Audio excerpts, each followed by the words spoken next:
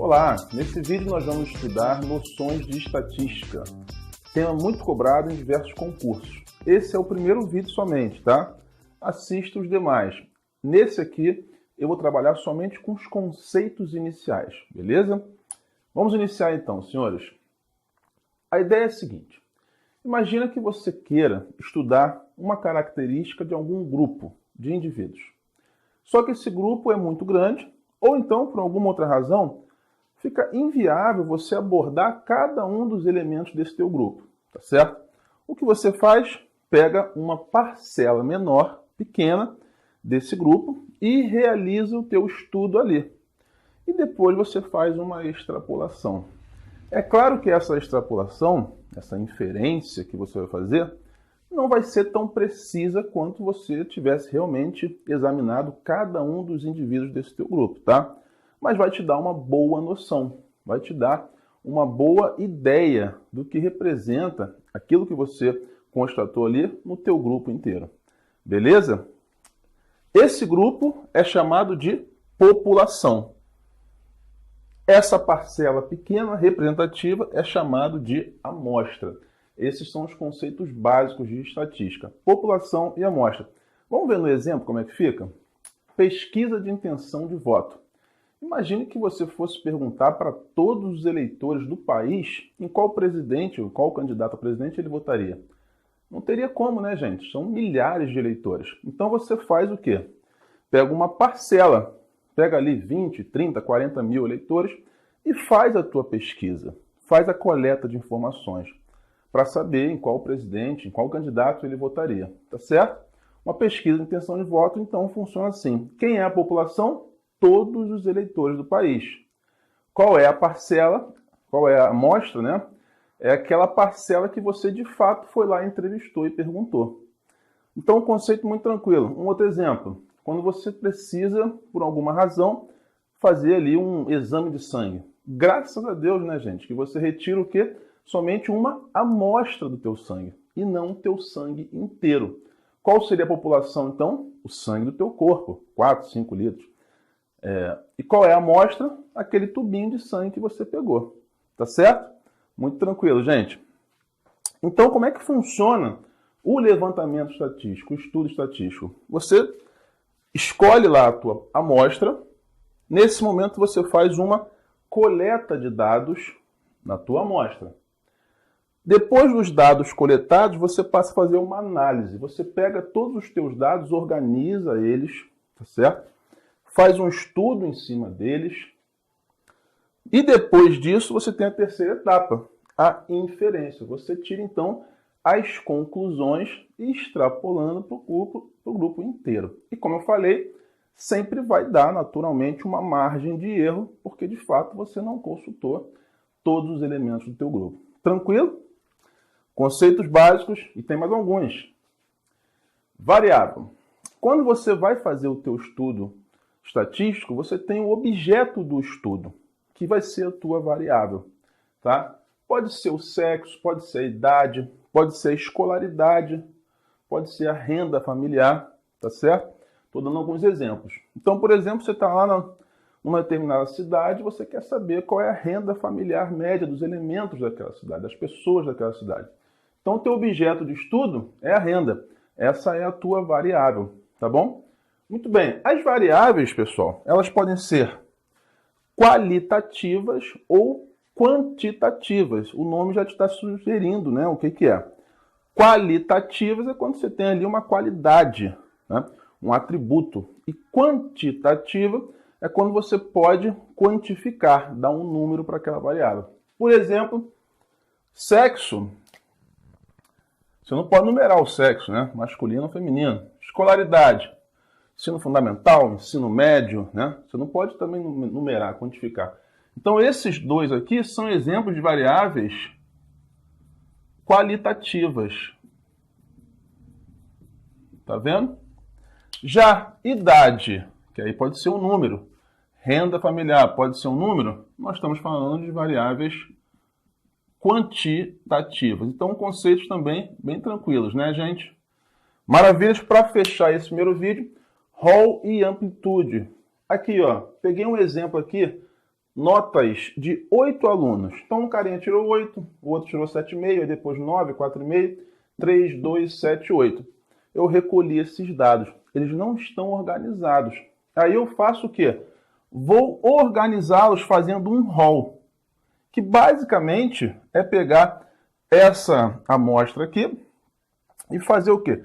Colocar em ordem, que pode ser crescente ou decrescente.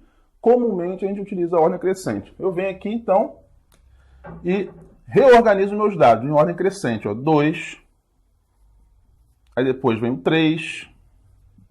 Deixa eu ir cortando aqui para saber os que eu já usei. Depois vem o 4,5. Depois do 4,5 a gente tem aqui o 7. Tá vendo? Uma ordem crescente. 7,5. O 8 aparece 2 vezes. Coloco os 2, tá vendo? 8, 8 e por fim 9. Pronto. Então já dei uma pequena organizada nesses meus dados. Eu coloquei eles em ordem crescente. Poderia ser em decrescente também, tá? E amplitude. O que é amplitude? É a variação dos meus dados. Basicamente é pegar o maior e subtrair do menor. Um conceito também bem tranquilo. 9 menos 2, 7 a minha amplitude, como o nome sugere, o tamanho, né? A amplitude é a diferença do maior pelo menor, está lá, nesse caso, nesse exemplo, 7. É isso, galera. Não deixe de assistir os demais vídeos. Se você gostou, deixe o seu curtir e se inscreve no canal. Tchau!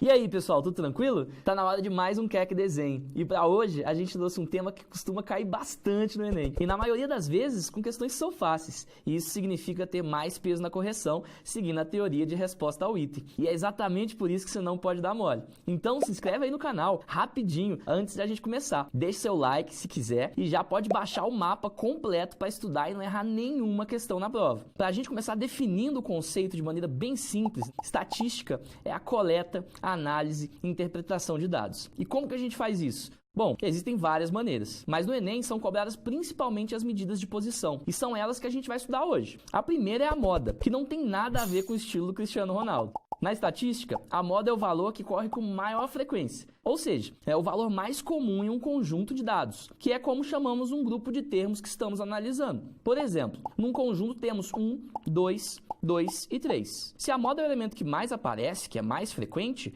então o número 2 é a moda desse conjunto. Mais fácil que fazer todo dia stories com mimos recebidos, né?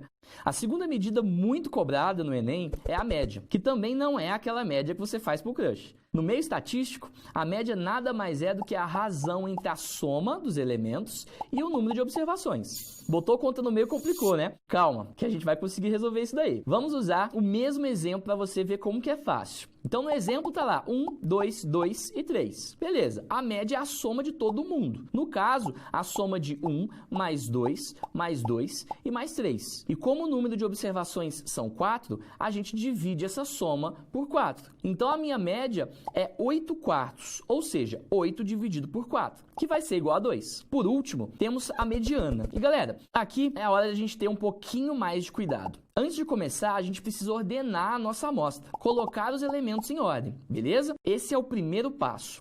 Feito isso, a gente tem que verificar se o número de observações é par ou é ímpar. E depois é mais fácil do que contar o número de dedos das mãos. Se a sua amostra for par, a mediana é a média entre os termos centrais. Então, seguindo o mesmo exemplo, nós temos 4 observações. Logo, 4 é um número par. E se a mediana é a média entre os 2 termos centrais, então a gente vai ter 2 mais 2 sobre 2, que é igual a 4 sobre 2, que é igual a 2. Já o número de observações da sua amostra for ímpar, então a mediana é o termo que está exatamente no meio. No caso deste outro exemplo, com 1, 2, 3, 3 e 4, a amostra é ímpar. E a mediana é justamente o termo central. Logo, vai ser 3.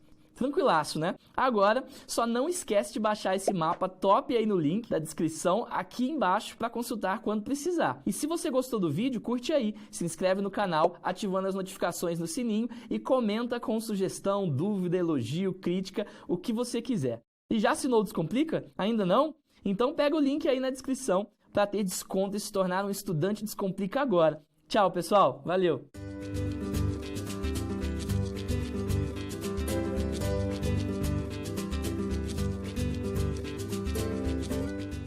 Olá pessoal, então sejam bem-vindos a mais uma aulinha de matemática e hoje nós vamos falar sobre gráficos. Observem que é um assunto muito importante em todas as áreas do conhecimento. Gente, se você está no colégio, você já deve ter visto questões de gráfico na geografia, na biologia, na química, na física, na matemática nem se fala, né? Mas se você vai passar por uma faculdade, vai querer fazer uma faculdade no futuro, podem ficar certos de uma coisa. Em todas as áreas do conhecimento, vocês vão encontrar esse assunto. Então, vamos tentar aprender a interpretar gráficos de uma forma mais simples possível. Então, vejam nessa lista que nós temos aqui 4 tipos de gráfico, tá? Sendo que um deles é o que mais aparece em provas, que é o gráfico de linhas. O segundo e o quarto gráfico, que é o gráfico circular, que é também chamado de gráfico de pizza, e o gráfico de barra, aparecem muito também, tá? Mas já estão um pouco abaixo do gráfico de linha. E os pictogramas são os últimos, que a gente poderia dizer assim, que ele cai raramente e normalmente cai em provas de geografia. Muito bem, o que acontece? Nós temos que aprender a dominar os 4 tipos de gráfico, porque isso aqui está presente em todas as provas, principalmente do Enem, né? Se o seu objetivo é fazer o Enem, fique atentos, porque a prova do Enem está recheada desse conteúdo aqui, dessa parte do conteúdo. Então, agora nós vamos lá para o meu computador, onde a gente vai resolver algumas questões e nós vamos mostrar como interpretar cada um desses 4 gráficos aqui. Vamos lá? Então, agora vamos ver algumas questões para a gente entender um pouquinho mais sobre essas 4 estruturas aí de gráfico. O primeiro gráfico que nós vamos abordar aqui são os gráficos de linha. Observe que em todos os gráficos nós temos sempre 2 eixos, o eixo das abscissas, que é o eixo do x, e o eixo das ordenadas, que é o eixo do y. Então aqui, no eixo das abscissas, que é o eixo do x, nós temos a representação dos meses, aqui janeiro, fevereiro, março, etc. E no eixo do y, aqui nós temos a produção em litros, e esses litros aqui são referentes ao quê? Esse gráfico de linhas abaixo mostra a produção de leite numa fazenda do senhor Bezerra. Então nós sabemos que essa coordenada aqui, ou esse eixo y, vai representar a quantidade de litros de leite dessa fazenda aqui no primeiro semestre do ano de 2019. Então nós vamos responder as perguntas baseadas nessas linhas aqui que foram formadas nesse gráfico de linhas, ok? Então a primeira pergunta é: quantos litros de leite foram produzidos nesse semestre? Um semestre são 6 meses, no caso de janeiro, fevereiro, março, abril, maio e junho. Então nós temos que somar então todos os meses, todas essas produções aqui, no caso, em janeiro foi produzido 818,4. Em fevereiro foi produzido 771,1. E assim sucessivamente. Em março 815, abril 784, maio 803,4 e junho 742. Somando todos esses meses, todas essas produções aqui de cada mês, nós temos ali um total de 4.735,5 litros de leite. Na letra B, pergunta: quantos litros de leite foram produzidos em média por mês? A média é a soma de todos esses resultados aqui dividido pelo número de resultados. Essa é a média aritmética simples. Eu somo então esses 6 resultados aqui e divido por 6.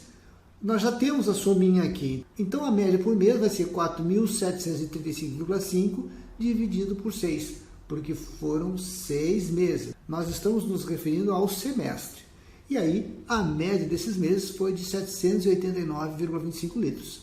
No item C é pedido quantos litros de leite em média foram produzidos diariamente no mês de janeiro. Nós sabemos que janeiro tem 818,4 litros de produção, mas janeiro tem 31 dias, então nós temos que dividir 818,4 por 31 e o valor dá 26,4 litros. Agora nós vamos falar um pouquinho sobre o gráfico circular. Já falamos sobre o gráfico de linha e agora nós vamos mostrar como é que cai essa questãozinha de gráfico circular. Então no enunciado diz que em uma determinada loja de som foram vendidos 200 DVDs. Nós temos aqui, ó, basicamente, rock 5%, outros 5%, sertanejo 28%, clássicos 30%. E vejam que a quantidade de DVDs aqui, o percentual de DVDs da música popular brasileira, ou seja, do MPB, a gente não sabe.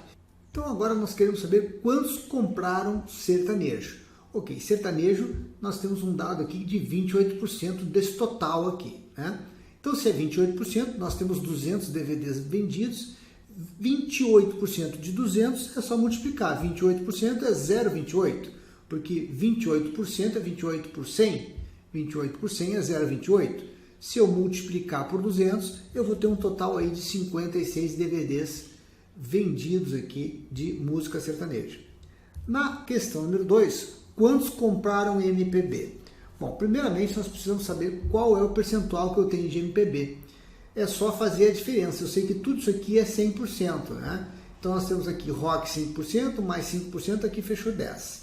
Mais 28%, mais 38%, somando tudo isso aqui, tem que dar os 100%, somando todos esses resultados aqui, mais do MPB, ou seja, esses 360 graus aqui, tem que fechar os 100%, ok? Então, somando aqui, gente, nós temos aqui, ó, 5% mais 5% dá 10%, mais 58% aqui dá 68%. Agora eu vou passar esse 68% para o lado de lá. Então, a quantidade de MPB vai ser 100 menos 68%. E 100 menos 68% dá 32%. Então eu já sei que 32% comprou música popular brasileira, DVD de música popular brasileira. Mas eu quero saber quantos que compraram. Eu sei que 200, né, DVDs foram vendidos. E quanto é 32% de 200? É só fazer 0,32, né, vezes o 200. E 0,32 vezes 200 dá 64. Aí ele pergunta na terceira questãozinha aqui, qual o gênero musical mais escutado? Ok, nem precisa, né, calcular nada, que a gente já sabe que se 32% foi de MPB, os outros percentuais aqui foram menores, a música clássica, por exemplo, foi 30%, sertanejo 28%, então, obviamente, aqui a resposta é MPB. Como é que funcionam os gráficos de barra? Agora, a altura dessa coluna vai determinar uma quantidade, vai nos dar uma quantidade que está aqui representada nesse eixo dos Y. Então vejam aqui, ó, na década de 70, no século 20, no Oriente Médio, ocorreu mais terremoto do que nas 3 primeiras décadas somadas? Essa é uma pergunta. Então eu estou perguntando aqui se nessa década de 70, se ocorreu mais terremoto do que nas 3 primeiras décadas somadas.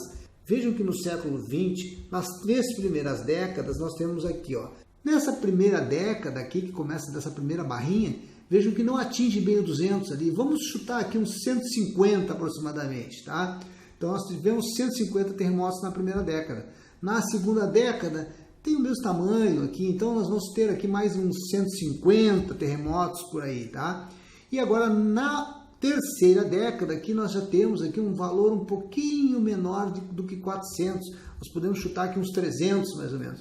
Então vejam que esses números somados aqui dá aproximadamente 600 terremotos nas 3 primeiras décadas. E o que está sendo perguntado é se na década de 70 ocorreu mais ou menos terremotos do que nessas 3 primeiras somadas.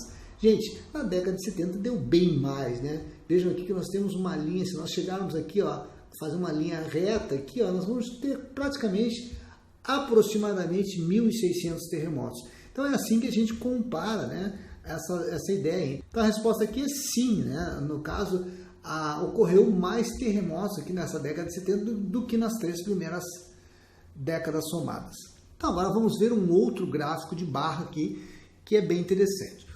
O gráfico a seguir indica a altura máxima aproximada que as árvores brasileiras atingem. Qual é a letra que corresponde ao cedro e ao pau-brasil? De acordo com as informações apresentadas no gráfico, com os dados abaixo, indique a árvore correspondente a cada coluna do gráfico e a altura máxima de cada árvore. O Jequitibá atinge 45 metros.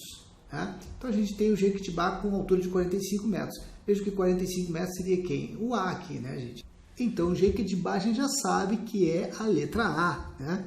Ok. Agora, o que ele diz aqui? Que o cedro atinge 10 metros a menos do que o jequitibá. Então, se o cedro tem 10 metros a menos do que o jequitibá, o cedro vai atingir 35 metros. Então, eu vou ter que buscar aqui quem é que é 35. 35 está bem no meio, entre 30 e 40. Se eu vier reto para lá, vejam que a letra G é o nosso cedro, né? Que ele vai ter 10 metros a menos que o jequitibá. Bom, de posse da informação de que o cedro tem 35 metros, nós podemos então agora responder quanto é que mede o pau-brasil, baseado nessa última informação aqui, ó. Ele diz que o cedro ele atinge 10 metros a menos que o jequitibá, mas ele possui também 5 metros a mais que o pau-brasil. Se o cedro tem 35 metros, o pau-brasil obviamente vai ter 5 metros a menos, então ele vai ter 30 metros, porque se o cedro possui 5 metros a mais, é porque o pau-brasil tem 30 e o cedro tem 35. Então a gente já sabe que o pau-brasil tem 30 metros. Nesse caso, a gente vem para a nossa análise aqui e a gente vai verificar que 30 metros tem, que é essa linha aqui dos 30, ó, quem é que tem 30? É a letra C. Pau-brasil, então, é a letra C. Ok, gente, espero que vocês tenham entendido como interpretar os gráficos de linha, de barra, circular, de pizza, né? E os gráficos chamados pictogramas. Então, te encontro na próxima aula. Grande abraço!